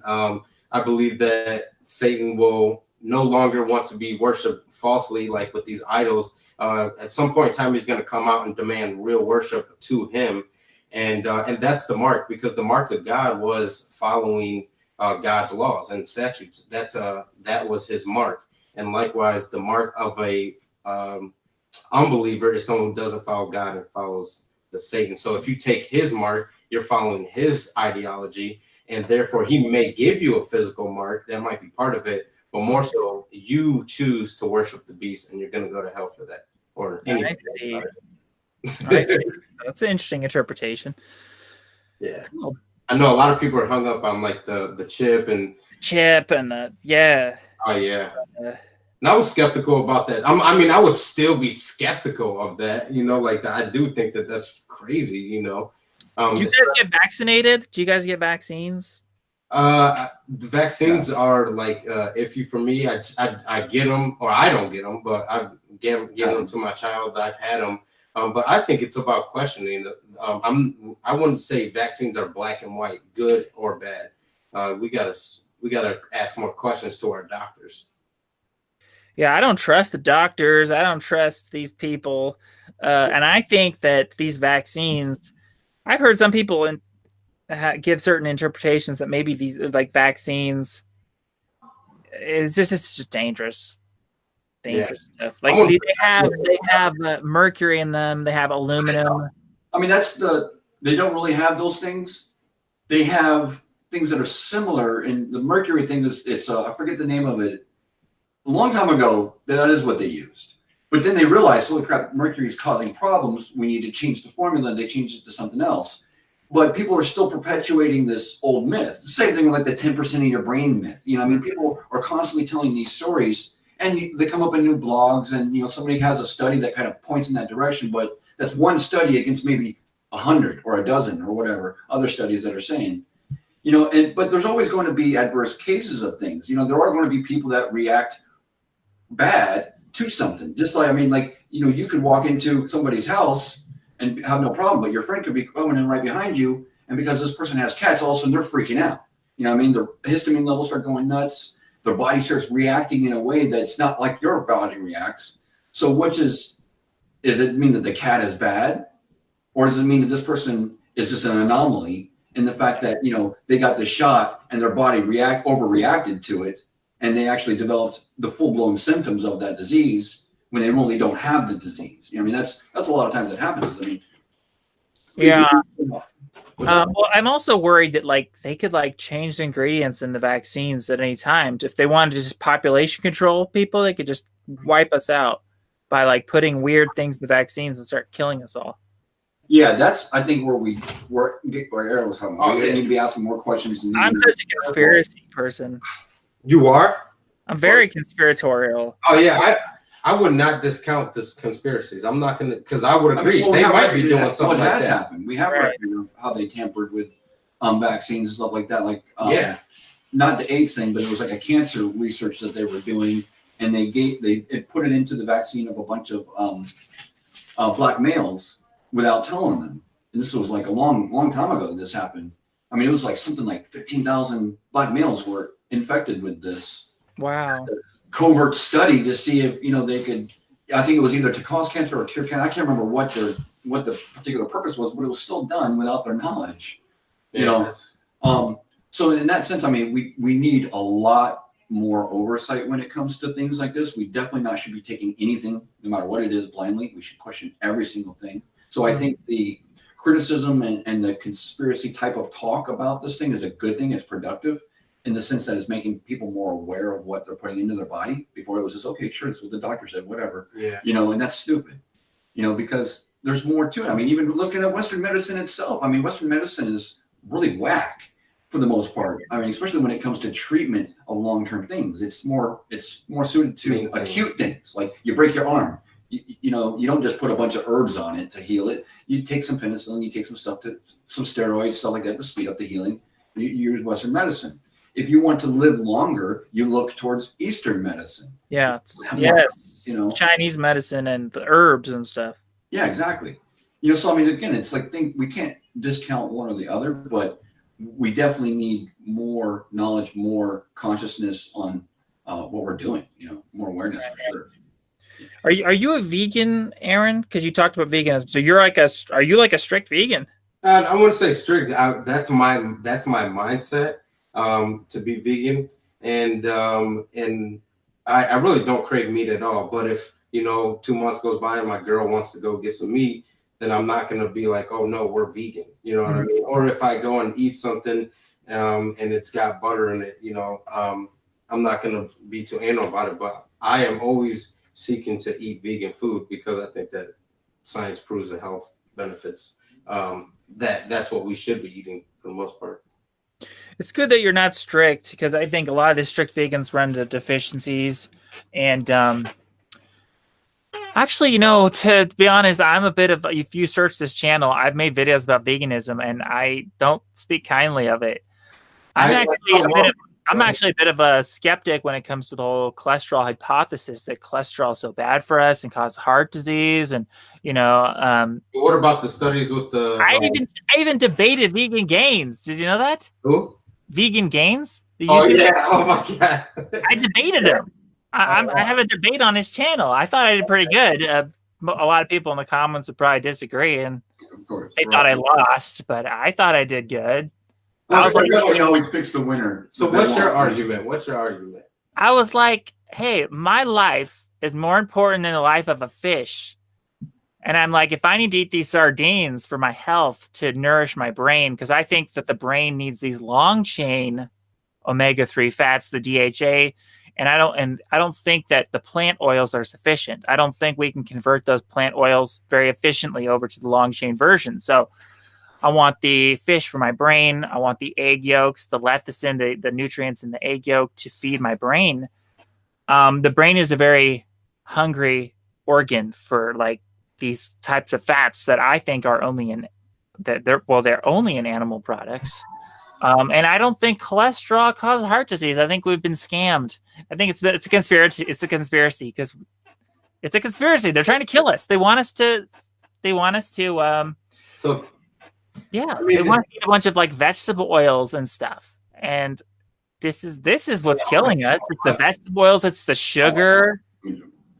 It's so funny. I wouldn't call myself a conspiracy theorist, but there is one conspiracy that I do think is real, and that is the tie between the food industry and the medical industry in America. If you look at how they push animal-based products, and you look at how it's all their sponsors. I mean, look at it logic. I mean, you see these people that just eat meat all the time. You look at the quality of their body; their skin is oily. They're you know, I mean, there's problems. But the grain industry is pushing grains just as hard, and the grains are subsidized by the government. And I don't know. I just think I think there's a, when it comes to grains, like you can have too much because there's the carb factor in it. You know what I mean? Right. If you're like heavy carb, that's sugars. You're overdoing the sugars, and at the same time, that's what it's still part of that conspiracy. That industry is not saying you need a holistic approach to this. It's saying eat more grains, eat more carbs, because they feed into you getting sick, which creates more customers for the medical industry. You know what I mean? And then, you know, that's why you go to the doctor. A doctor never really stresses that. They might say you need to eat more vegetables and stuff like that, but they never really sit there and stress you the fact that you need to do these things. But yet people's heart conditions still get worse. People still die of congenital heart failure. And I mean, there's been a lot of studies that link cholesterol and other things, you know, directly to those. I mean, even the doctors say that when they open these people. I don't trust those studies. So they're manipulating those studies. For what though? I don't trust them. It's the sugar, it's the carbs that are killing people, I think. Well, have you seen the blue zones? Actually, I shouldn't just say that. I shouldn't just let meat off the hook. Meat could be very damaging in too high quantities. I'm very against iron in red meat, for instance. The only meat I eat is like sardines. And I watch the iron intake. Iron from meat kills people. It's really bad. So the protein, too much protein is very damaging on the kidneys and everything. So you have to limit your protein in moderation and everything. But like something like these healthy fats, like a butter is really good for you. Even the Bible talks about butter, and like butter and honey you shall eat to know good from evil and things like that. The land of milk and honey talks about eating dairy. Would the Bible recommend eating dairy if dairy was bad for you? Well, let's put a little bit of context. I would not tell a Christian that it's a sin to eat meat or they have to be vegan. What I would say is, well, in a sense, I could say you should be vegan because as far as the not exploiting animals and all these to the best of, or as long as practical, if you only need a certain amount of meat, then you don't need to go above that. And the animals back in the day were grazing normal lands that were not being sprayed. They had exercise. They're not. They're, you know, again, they're eating normal. They're not eating, most of the cows or whatever are probably eating soy, GMO. So I also think that part of our problem is probably with how much we're consuming and what we're doing to obtain these things. And I'm not saying I'm not really an ethical vegan, but I definitely think that that's something to take into account. I mean, I think pain and suffering, that's messed up. Yeah. You know, even I don't care if God put animals here for us to eat them. That doesn't, or certain animals. That doesn't mean that I get the right to abuse a cow or right. genitals off. You know, I mean, I agree. Animals should be abused, and yeah, the whole modern agricultural thing is gone crazy. I get like raw milk. If I ever do drink milk, it's raw. And I try to really source my dairy very carefully. But yeah, but the whole vegan thing, like what really drives me crazy about the vegans is like, okay, let's take Vegan Gains. He has a video because I talked to him in the interview, and I told him, like, I asked him, would you save your dog or cat over the life of a random human being? And he said he would save his pet.